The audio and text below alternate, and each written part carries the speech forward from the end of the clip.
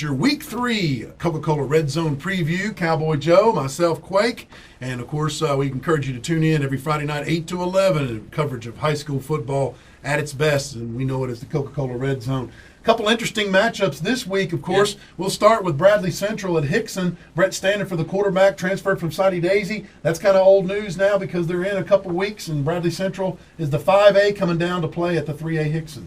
Right, and Hickson started off the year surprising loss to Soddy Daisy. I remember that really took the football world by storm here in this area. They bounced back with some good wins, so it's going to be interesting to see how Hickson responds and how Bradley Central comes out, because Hickson's a very good team, and Bradley Central, I think, they have the chance to make some noise in their region too. But let's see. This is going to be a good game to watch. Hickson has had two great come-from-behind wins at South Pittsburgh and against Tyner. If they don't turn the ball over or whatever, I think that's what Coach Fitzgerald's really trying to get them to do, is hold on to that football. They'll be a lot better football team if they don't give it up to the other team. The second game we're looking at this week coming up Friday night, East Hamilton, one of the big powers in our area, taking on Riverdale. That's up in Murfreesboro. Riverdale has been, for 20 years plus, a traditional power in the state of Tennessee. That's right, the Riverdale Warriors, I believe. Yeah, looks like Florida State, your boys. That's right, so I have some respect for them in that case. But Riverdale, I believe this is right, 0-3 on the year. When's the last time you heard Riverdale be that? I couldn't tell you. That's hard to believe. And when you look at East Hamilton, you got some of the best playmakers in the state on that team. Hunter Moore, their quarterback, had a huge game last week. Tony Francois, another kid, had a huge game. Trey Herndon. You can just keep going on, and that East Hamilton lineup's just loaded with talent. No question. Trey Herndon, of course, the Vanderbilt commit, and he had an injury early in the season, so he should be back at full strength here in the next, if not this Friday, in the next couple of weeks. And Matt Melita, I think we have to mention him, a big, strong, just bring your lunch pail type running back that East Hamilton has,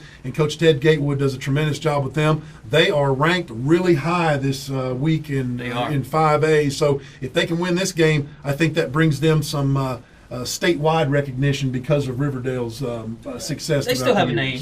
They do. Not any wins, but they have a name. They do have a name. That's right. And East Hamilton can capitalize on that with a win at Murfreesboro, Riverdale. How about Ooltewah at Tyner? You talk about offense. Ooltewah Owls have got some of that. That they do. They can put up some points quickly. And here's the thing. We mentioned Riverdale being 0-3 for the first time since I've ever known them to be 0-3.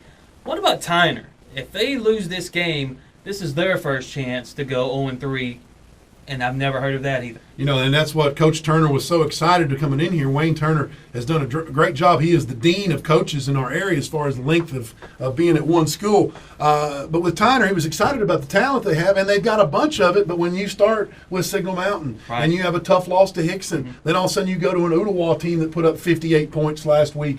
That's a tough schedule. So Tyner might be better in the long run, even if they do start out 0-3. Brady Binder for Ooltewah, their receiver Mike Williams. They've just got a plethora of offense for the Ooltewah Owls, and their first-year coach Mac Bryan, who is a longtime college coach, so he knows how to get it done. That'll be a tough task for Tyner, but it'll be at home. So they'll be cooking up those fish sandwiches over there with the Ram train. Oh, I guarantee that. And I talked with Coach Bryan not too long ago, and he just sounds like one of those old school coaches. In this area, Coach Turner is the symbol of old school for Tyner. Right. But Coach Bryan could be right there as well. That's right. The bike shorts, the neck beard, the old school yell.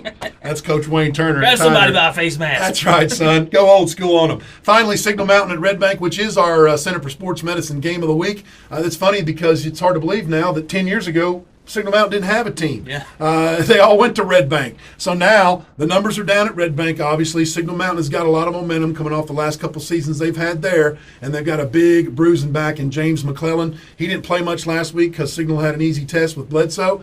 He's going to be rested, and he's going to bring the wood to Red Bank, who has not only had their numbers down, now both their tailbacks are injured, and they're going to be out for this game. This will be a tough task for Red Bank and E.K. Slaughter. Well, Coach Slaughter has his hands full, like you said.